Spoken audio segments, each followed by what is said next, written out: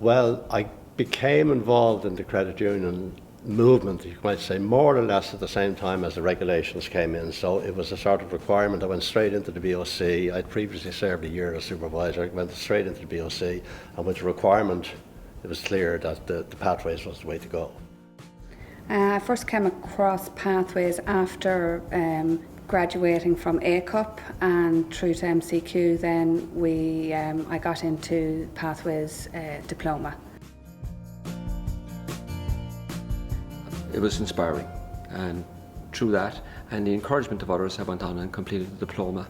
Very good. Oddly enough, the further you go, the more interesting it is. In the sense that in the early stage of pathways, where you get the initial theory, and then as you advance, the initial theory of credit unions, but as you advance, then you see how the practice on the ground has put strains on the whole picture. And as you go further in towards the degree level, you begin to get a view of a much wider and more complex movement, if you like, than you had, in my case, than I had anticipated. Pathways has been fantastic. I found it a very interesting and diverse course.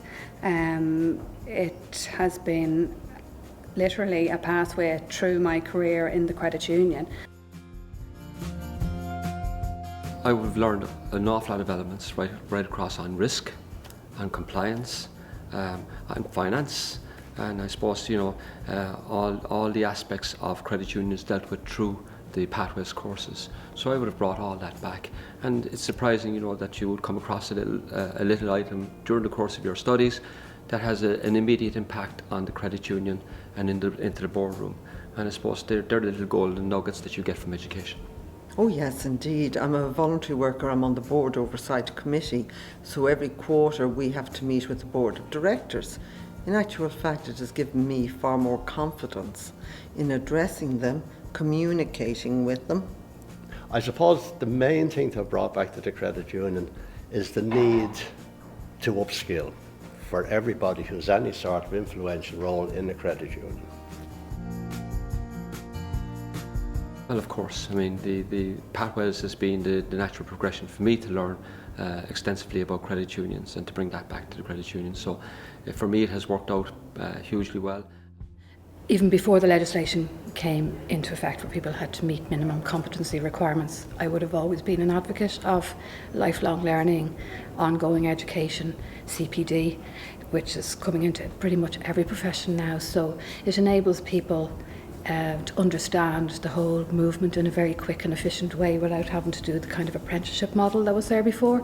But also I think it benefits people in their own professional lives because they have those skills that they might not necessarily gain anywhere else.